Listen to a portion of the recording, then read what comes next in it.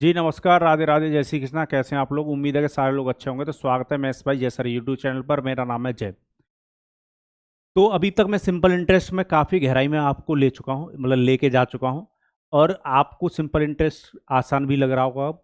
और मेरा जो पढ़ाने का तरीका है वो आप देख ही रहे हो कि एक ही मेथड से सारे क्वेश्चन ज़्यादातर सॉल्व हो जाते हैं। अब हम सिंपल इंटरेस्ट का आज कौन सा भाग पढ़ेंगे ये जानना जरूरी रहता है किसी भी टॉपिक को पढ़ने से पहले। तो आज मैं जो पढ़ाने जा रहा हूँ, आइए हेडिंग लगा लीजिए सारे लोग, एलिगेशन बेस्ड क्वेश्चन। आज हम जो पढ़ने जा रहे हैं simple interest alligation based question. तो एलिगेशन जो है वो कोई टॉपिक नहीं होता। एलिगेशन जो है वो कोई टॉपिक नहीं होता, ये बात ध्यान रखिएगा। एलिगेशन ना एक मेथड का नाम है, और ये जो मेथड है बहुत सारे टॉपिक में इस्तेमाल होता है। ठीक है। और जितने भी एलिगेशन के क्वेश्चन होते हैं, जितने भी एलिगेशन बेस्ड क्वेश्चन होते हैं, वो दूसरी अप्रोच से भी सॉल्व किए जा सकते हैं। ठीक है। पर हम बात आती है कि फिर हम एलिगेशन वाला मेथड क्यों लगाते हैं, क्योंकि दूसरे तरीके से आप करोगे तो थोड़ा सा लेंथी हो जाता है। एलिगेशन उसको जल्दी सॉल्व कर देता है, हमें एग्जाम में जल्दी सॉल्व करना होता है, तो हम एलिगेशन मेथड का इस्तेमाल कर लेते हैं। ठीक है। वैसे मैं पूरा एलिगेशन आपको अलग से पढ़ाऊंगा, पर आज जो सिंपल इंटरेस्ट में कुछ जो पार्ट है जो एलिगेशन मेथड से सॉल्व किया जा सकता है, आज हम उस पार्ट को पढ़ेंगे। तो सबने हेडिंग लगा लिया होगा, एलिगेशन बेस्ड क्वेश्चन, एलिगेशन पर आधार प्रश्न। ठीक है। अब सबसे पहले ये बात आती है कि भाई एलिगेशन मेथड तो ठीक है, पर हम कैसे पहचानेंगे कि इस क्वेश्चन में एलिगेशन मेथड का इस्तेमाल होगा।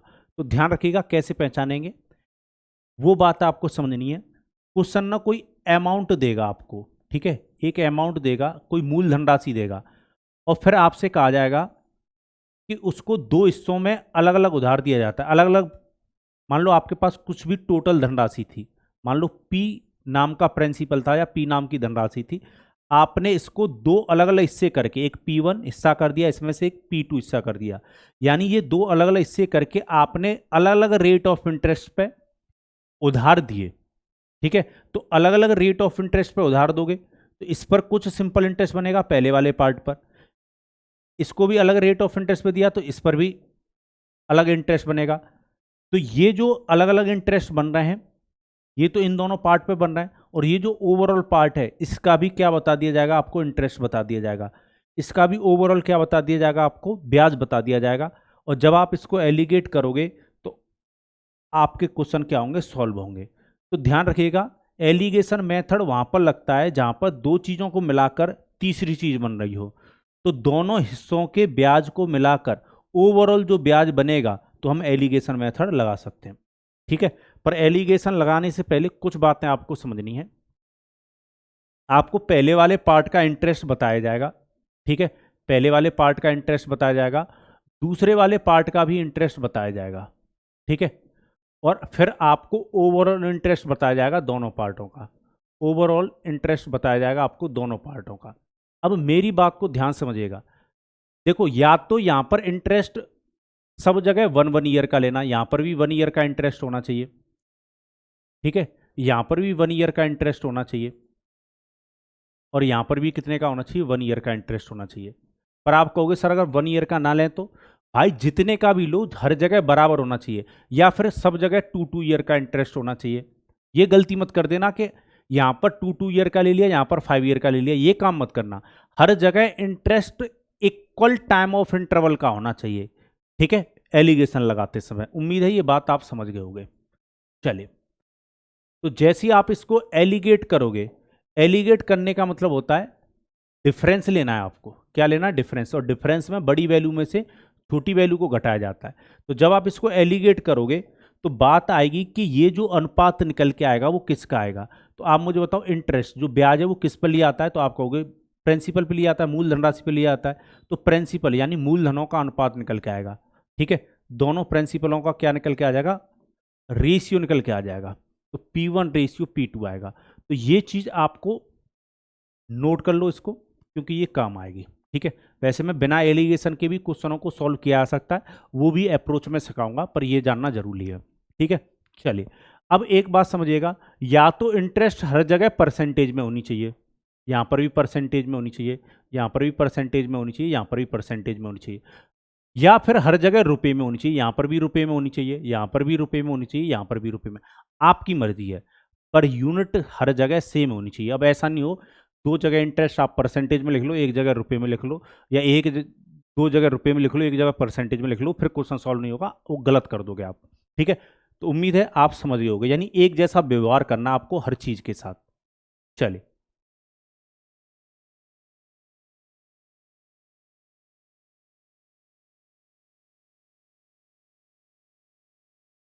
और बताइए जीवन कैसा चल रहा है?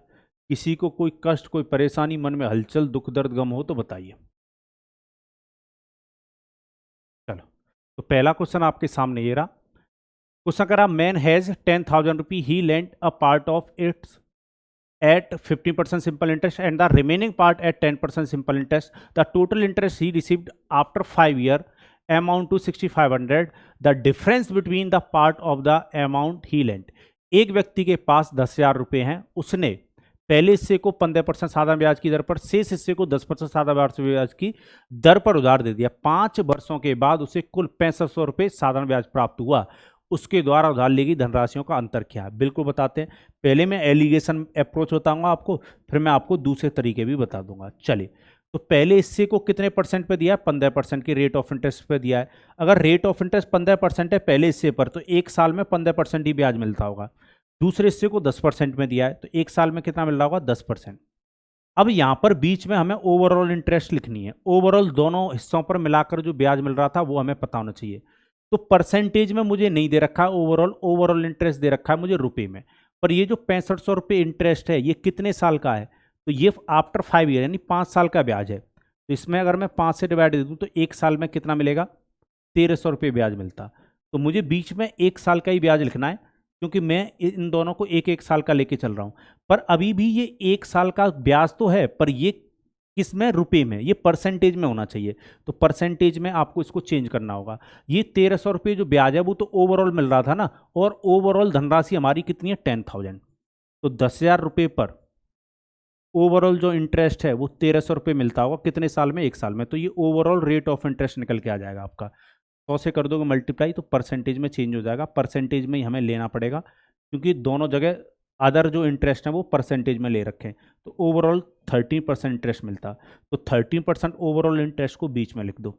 अब आप इसको क्या कर दो? एलिगेट। एलिगेट करने का मतलब होता है कि बड़ी वैल्यू में से छोटी वैल्यू घटानी है। तो जो भी बड़ा है 13 में से 10 घटाओगे, यहाँ पर कितना आएगा? 3। 15 में से 13 घटाओगे, कितना? 2। तो दोनों प्रिंसिपलों का अनुपात आ गया 3:2। मिलाकर टोटल धनराशि कितनी हो रही है? 5। तो 5 यूनिट का जो मान है वो क्वेश्चन हमें कितना बता रहा है? 10,000 रुपये बता रहा है। ठीक है, अगर हमें 1 यूनिट का मान निकालना है, अब हमसे क्वेश्चन ने पूछा क्या? डिफरेंस पूछा है। क्वेश्चन ने हमसे दोनों धनराशियों के बीच में डिफरेंस पूछा है। तो डिफरेंस है कितने का? डिफरेंस है कितने का? तो आप कहोगे 1 यूनिट का डिफरेंस है, 1 इकाई का डिफरेंस है, 1 यूनिट का डिफरेंस है। ठीक है, चलिए, तो 5 यूनिट का मान अगर 10,000 है तो 5 से डिवाइड दे दो इधर। तो 1 यूनिट का जो मान है, 1 यूनिट का जो मान है वो कितना हो जाएगा? तो 5 से डिवाइड लगेगा 10,000 में, तो 1 यूनिट का मान आएगा 2,000। तो अब आपको पता लग गया कि इसे 1 यूनिट का मान कितना आया? 2,000। यानी जो भी दोनों प्रिंसिपल थे उन दोनों का अंतर कितना आया? 2,000 आया। या एक और तरीका हो सकता है कि 1 यूनिट का मान कितना आया? 2,000। तो 3 का मान कितना होता? 3,000। यानी पहले हिस्से में 3,000 रुपये की धनराशि, और दूसरे हिस्से का कितना होता? सॉरी, 1 यूनिट का मान 2,000 आया, तो 3 का मान कितना था? 6,000। पहले हिस्सा कितने का रहा होगा? 6,000 का, और 2 से 2,000 में मल्टीप्लाई कर दोगे तो 4,000 दूसरा हिस्सा रहा होगा। तो 6,000 और 4,000 का अंतर कितना आता? 2,000 ही आता। उम्मीद है ये बात आपको समझ में आ गई होगी। सेकंड, ये जो क्वेश्चन है इसमें डाटा का एरर है, तो इसको छोड़ देते हैं अभी। आइए इस क्वेश्चन पर आते हैं। क्वेश्चन कह रहा, person lent 5,000 rupee partly at rate of 4% per annum and partly at rate of 5% per annum at simple interest. He get total interest after 2 years 440. The sum of money lent at each of the above rate is the divided in the ratio. ठीक है, एक आदमी 5,000 रुपये की धनराशि का कुछ हिस्सा 4% वार्षिक ब्याज, शेष 5% वार्षिक ब्याज की साधारण ब्याज की दर पर उधार देता है। उसे 2 वर्षों के बाद कुल 440 रुपये ब्याज मिलता है। उपरोक्त दरों में प्रत्येक पर लगाई गई राशि का अनुपात बताइए। चलिए, ठीक है, वैसे मैंने आपको इस क्वेश्चन में, पहले वाले क्वेश्चन में दूसरी अप्रोच नहीं बताई। ठीक है, तो मैं दूसरी अप्रोच भी बता देता हूँ। पहले वाले क्वेश्चन को अगर आप दूसरी अप्रोच से बनाते तो कैसे बनाते, मैं भूल गया वो। ठीक है, अब बता देता हूँ। तो देखो, पहले वाले प्रिंसिपल पर कितना इंटरेस्ट मिल रहा था? पहले वाले पर मिल रहा था 15%, तो पहले वाले प्रिंसिपल का कितना परसेंट, 15%। दूसरे पर कितना इंटरेस्ट मिल रहा था, 10%। तो दूसरे भाग को हम मान लेते हैं P2, यानी इन दोनों को मिलाकर ओवरऑल जो इंटरेस्ट बन रहा है, 5 साल का इंटरेस्ट दे रखा है कितना, 6500। तो 5 से डिवाइड दोगे तो एक साल में 1300 रुपये ब्याज मिलता। अब इस 1300 को देखो परसेंटेज में ये कितना बनता, तो ये 10,000 रुपये पर मिलता। प्रिंसिपल 10,000 रुपये, प्रिंसिपल को नीचे लिखते हैं और एक साल के ब्याज को हम ऊपर लिखते हैं। तो हमारे पास जो है वो एक साल का जो इंटरेस्ट है वो परसेंटेज में चेंज होके आ जाएगा। तो 2 जीरो से यहाँ से 2 जीरो, 2 जीरो से 2 जीरो, तो एक साल का जो इंटरेस्ट है 13%। और एक साल के इंटरेस्ट को हम क्या कहते हैं, रेट ऑफ इंटरेस्ट। ठीक है, अगर हमारे पास एक साल का इंटरेस्ट परसेंटेज में है तो ठीक है। तो ओवरऑल जो इंटरेस्ट मिल रहा है वो 13% मिल रहा है। तो 13% जो इंटरेस्ट मिला है वो तो दोनों भागों पर मिलाकर मिला है, ओवरऑल मिला है। ओवरऑल में दोनों भाग क्या हो जाएंगे, मिल जाएंगे। क्या इसी चीज़ को मैं अलग तरीके से लिख सकता हूँ, तो बिल्कुल लिखा जा सकता है। अगर 13% ब्याज ओवरऑल मिल रहा है तो 13% पहले वाले पार्ट पर भी मिलना चाहिए और 13% दूसरे वाले पार्ट पर भी मिलना चाहिए। दोनों पार्ट क्या हो जाएंगे, बराबर। ठीक है, चलिए अब आप क्या करोगे, P1 को P1 के पास ले जाओ, P2 को P2 के पास ले जाओ। P1 को घटा दो, 13% को 15 में से घटाओगे तो कितना आएगा, 2%। 2% P1 किसके बराबर आएगा, उसको इधर घटा दोगे, 3% P2। और बराबर का उल्टा क्या आएगा, रेशियो, यानी 3:2 आएगा। ठीक है, चलिए हमसे दोनों प्रिंसिपलों का डिफरेंस पूछा, तो डिफरेंस कितने का है, 1 यूनिट का है। पर ये जो रेशियो, ये जो डिफरेंस आ रहा है वो भी रेशियो के अकॉर्डिंग आया है, हमें इसका एक्चुअल मान निकालना पड़ेगा, यही हमसे पूछा है। हमें इन दोनों प्रिंसिपल ओवरऑल मिलाकर रुपया दे रखा है, हमारे अकॉर्डिंग कितना, 5। और क्वेश्चन ये कह रहा था कि जो हिस्से किए गए थे वो 10,000 में से किए गए थे, यानी ओवरऑल जो रुपया था वो 10,000 का था, 10,000 रुपये का अमाउंट था। तो 1 यूनिट का मान कितना आएगा, 10,000 में डिवाइड दे दो इससे 5 से, तो आप देखोगे 1 यूनिट का मान कितना आया, 2,000 रुपये। तो अगर 1 यूनिट का मान 2,000 रुपये आया है तो आपके इस 1 यूनिट का मान कितना आएगा, तो आप कहोगे 2000 इंटू 1 कर दो, यानी कितना आता है, 2000। तो दोनों धनराशियों का जो अंतर आता है वो कितना आता है, 2,000। इसी चीज़ को ओवरकम करने के लिए एलिगेशन मेथड बना दिया गया है। ठीक है, आप ऐसे भी जा सकते हो, ज़्यादा टाइम लगेगा नहीं वैसे। ठीक है, चलिए तो मैं आपको बस ये दिखाना चाह रहा था कि यही जो क्वेश्चन है वो दूसरे तरीके से भी बन सकते हैं। चलिए अब आते हैं इस क्वेश्चन पर।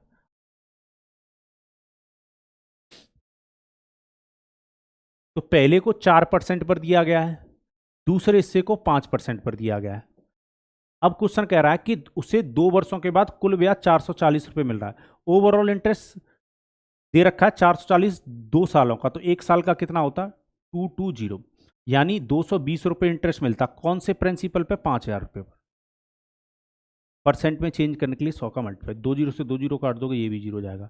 तो आप देखोगे एक साल का जो रेट ऑफ इंटरेस्ट आया है ओवरऑल वो 22/5% आया। वो कितना आया, 22/5%। तो ओवरऑल जो इंटरेस्ट मिल रहा होगा वो 22/5% मिल रहा होगा। अब आप देख रहे हो यहाँ पर ना वैल्यू फ्रैक्शन में आ गई। अगर मैं एलिगेट करूँगा डिफरेंस लेने में थोड़ी परेशानी आएगी। तो आपको क्या करना है, जब भी एक पार्ट फ्रैक्शन में आ जाए या सारे पार्ट फ्रैक्शन में आ जाएं तो आपको कुछ नहीं करना। इसके नीचे मैं 1 मान सकता हूँ, इसके नीचे भी 1 मान सकता हूँ। आपको डिनोमिनेटर का, इसका डिनोमिनेटर और इस ओवरऑल वाले का डिनोमिनेटर, तीनों का डिनोमिनेटर का एलसीएम लेकर मल्टीप्लाई कर देना। तो तीनों का जो डिनोमिनेटर का एलसीएम 1 और 5 का जो एलसीएम आएगा वो 5 आएगा। तो ईच टर्म में 5 से मल्टीप्लाई कर दो। अगर हम ईच टर्म में 5 से मल्टीप्लाई कर देंगे तो कोई फर्क पड़ेगा नहीं, तो यहाँ पर 5 से 5 कट जाएगा। पर इन दोनों का अगर आप मल्टीप्लाई करोगे तो ये ओवरऑल 20% बन जाता। ठीक है, 5 और 5 का मल्टीप्लाई करोगे ये ओवरऑल 25% बन जाता। ठीक है, और ये जो 22% है वो चल ही रहा है, 5 से 5 कट गया। अब एलिगेट कर दो, तो अब एलिगेट करने यानी डिफरेंस लेने में आसानी होगी। तो 25 और 22 का अगर अंतर लेते हो तो कितना बनेगा, 3। और यहाँ पर अगर अंतर लेते हो तो कितना बनेगा, 2। तो दोनों धनराशियों में कितने का अनुपात बना, 3:2। तो आंसर होगा आपका 3:2 यानी ए। ठीक है, और दूसरे तरीके से भी अगर आप करना चाहते हो तो कर सकते हो। बस एलिगेशन मेथड थोड़ा सा आपको जल्दी करके दे देता है क्वेश्चन को। चलिए ये जो क्वेश्चन है वो SSCGL में पूछा गया है 2022 में। क्वेश्चन कह रहा है sum of 17,200 is lent out at simple interest in 2 part for 2 year at 8% per annum, 10% per annum respectively. If the total interest received after 2 year is 3,008, then the money lent at the rate of 8% per annum. 17,200 रुपये की राशि को साधारण ब्याज के 2 भागों में 2 वर्ष के लिए 8% वार्षिक और 10% वार्षिक की दर पर उधार दिया जाता है। यदि 2 वर्ष के बाद प्राप्त कुल ब्याज 3,008 रुपये हो तो 8% वार्षिक ब्याज की दर पर उधार दी गई राशि कितनी है? तो आप मुझे बताओ, 2 वर्ष के लिए उधार दिया गया या कितने के लिए भी दिया गया, हमें कोई मतलब नहीं, हमें 1 साल का इंटरेस्ट लेना है जिससे हमारी कैलकुलेशन आसान रहे। तो रेट ऑफ इंटरेस्ट पहले वाले पार्ट पर 8% था, ठीक है, तो 8% लीजिए। दूसरे वाले भाग को रेट ऑफ इंटरेस्ट कितना था? 10% था, यानी 1 साल में 10% मिलता। पर ये जो इंटरेस्ट है वो 2 सालों का है, तो इसको पहले 1 साल का बनाओ। 3008 में डिवाइड दे दो 2 से, तो 1504, ये 1 साल का इंटरेस्ट बना। तो 1,504 रुपये इंटरेस्ट 1 साल का बना। कितने पर बन रहा होगा? 17,200 पर। परसेंट में चेंज करने के लिए 100 का मल्टीप्लाई, 2 जीरो से 2 जीरो जाएंगे, ठीक है। चलो, तो यहाँ से 1 साल का रेट ऑफ इंटरेस्ट आपको पता लग जाएगा। क्या ये 8 से कटेगा? 8 से तो नहीं कटेगा, ऊपर वाली वैल्यू नहीं कटेगी, 4 से कट जाएगा। 4 से अगर मैं इसको काटूं तो पहले 3 बार डिवाइड जाएगा, 2 बच गया, 3 चक्कू 12। 30 में अगर डिवाइड देंगे तो 7 बार जाएगा और फिर 6 बार जाएगा। 4 से अगर इसको काटूंगा मैं तो 4 बार डिवाइड जाएगा, फिर 3, यानी ये जो आपका बना वो 376 डिवाइड बाई 43% बना 1 साल का ओवरऑल इंटरेस्ट। अब फिर से वही कहानी कि आपको क्या करना है, इसके नीचे 1 मानो और इसके नीचे 1 मानो और इसके नीचे 43 है ही, और तीनों का एलसीएम लेकर मल्टीप्लाई कर दो, तो 1 1 और 43 का एलसीएम 43 आता। ये काम आपको तभी करना है जब तीनों या तीनों में से कोई एक फ्रैक्शन में बन जाए। इससे क्या होगा, आपका जो फ्रैक्शन है वो हट जाएगा। तो अगर मैं 8 और 43 का मल्टीप्लाई करता हूँ तो 8 का 3 से करो, 24 का 4 कैरी 2, 32 और 2 34, यानी 344% बनाइए। इसमें अगर करोगे तो ये 430% बन जाएगा, 430% बन जाएगा। चलो, यहाँ पर 43 से 43 कट जाएगा, ये 376 ही रहेगा। अब एलिगेट कर दो। चलो, तो 430 में से अगर 376 को घटाओगे तो कितना बचेगा? 24 30 54 बचा, 54 आएगा इधर। चलो, इधर अगर घटाते हो आप तो कितना? 2 3 32, ठीक है। चलो,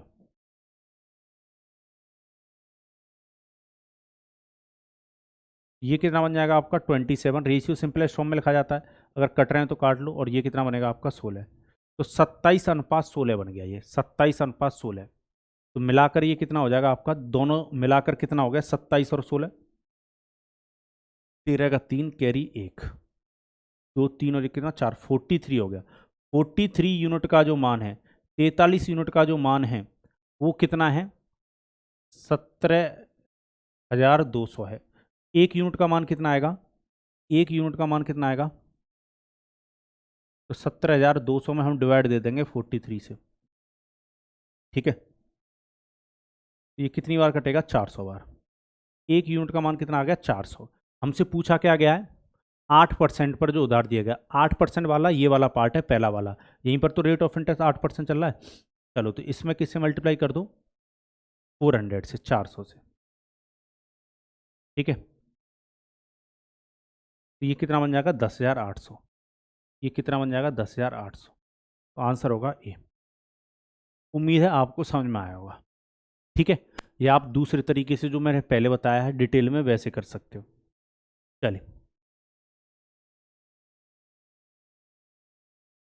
नेक्स्ट क्वेश्चन आपके सामने। क्वेश्चन कह रहा है a sum of ₹25,600 is invested on simple interest partly at 7% per annum and remaining at 9% per annum. The total interest at the end of 3 years is 5,832. How much money was invested at 9% per annum? देखा जाए तो same question है, CGL 2022 में ये भी question पूछा गया। तो देख रहे हो आप, एलिगेशन से काफ़ी क्वेश्चन पूछे जाते हैं। तो पहले भाग को 7% पर दिया गया है, दूसरे भाग को 9% पर दिया गया है। चलिए, 3 वर्षों में कितना इंटरेस्ट मिल रहा है?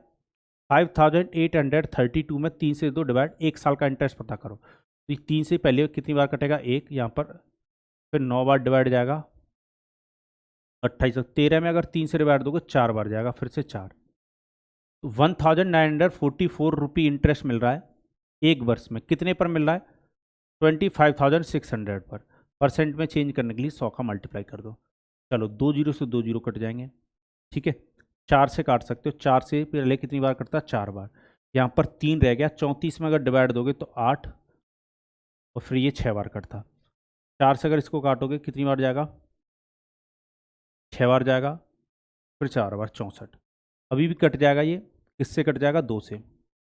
2 4 3, और 2 से अगर मैं इसको काटूंगा 32, यानी 32 बार कटेगा। अब ये शायद कटेगा नहीं, तो ये जो आपका बना 243 डिवाइड बाई 32%। चलिए, तो अब आप क्या करोगे, डिनोमिनेटर के नीचे 1 1 मानकर, और इसका डिनोमिनेटर 30, यानी 32 से मल्टीप्लाई कर दो हर टर्म में, ठीक है, जिससे आपका फ्रैक्शन बच जाए। चलो 32 से 32 कट जाएगा, इसका मल्टीप्लाई करोगे, 14 का 4 कैरी 1, 21 और 1 22, ठीक है। चलिए 18 का 8 कैरी 1, 27 और 1 288, और ये कितना बन रहा था आपका 243, ठीक है। यहाँ पर 243 रह गया। अब आप एलिगेट कर सकते हो। चलिए, तो यहाँ पर कितना 5 3 35 रह गया रेशियो, और यहाँ पर अगर घटाओगे तो कितना,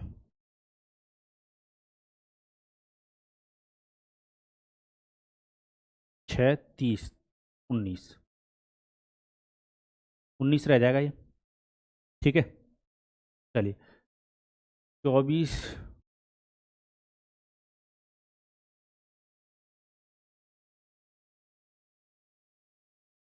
कितना रह जाएगा, 19, ठीक है।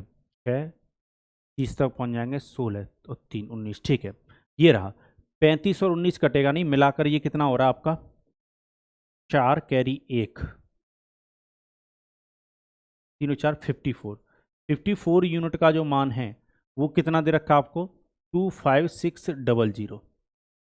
एक यूनिट का मान निकाल लो, 54, सॉरी, एक यूनिट का मान निकालो, तो 25600 में डिवाइड दे दो 54 से, तो 9 से काटोगे 6 बार कटेगा, 9 से ये कट जाएगा क्या, 9 से ये कट जाएगा क्या, 11 और 2 13, नहीं कटेगा। 1 मिनट रुकना, ये 9 और 5 14 का 4 कैरी 1 3 और 1 4, 5 बचता, यहाँ पर 4 बचता भाई, यहाँ पर 45 आएगा, यहाँ पर 45 आएगा। अब जोड़िए, 9 और 5 14 का 4 कैरी 1, ये कितना हो गया, 5 और 1 64। 64 यूनिट का मान 25600 हो जाएगा।